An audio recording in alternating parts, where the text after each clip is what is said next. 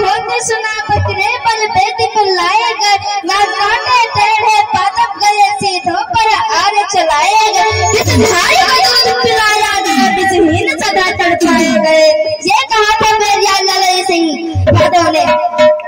कहना है कीर्ति अमर बाजे कर कीर्ति अमर बाजे कर जाने संसार हो हार गए पृथ्विया पे लगई तेरी यार हो हार गए पृथ्विया पे।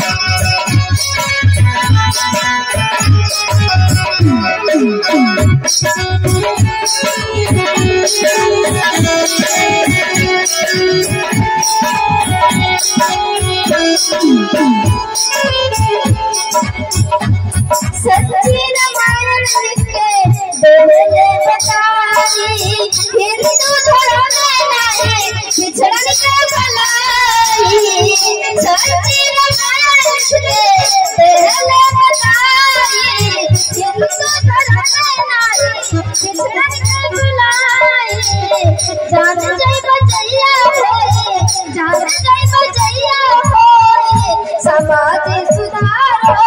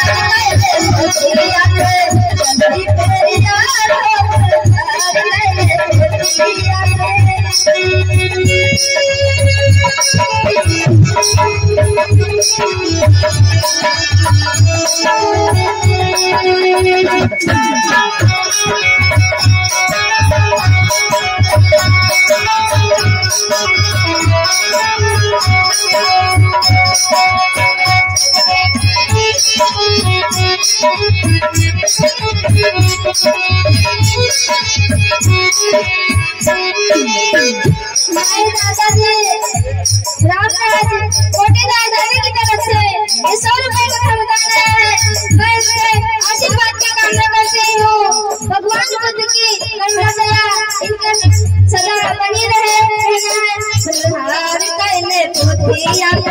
ललई पेरिया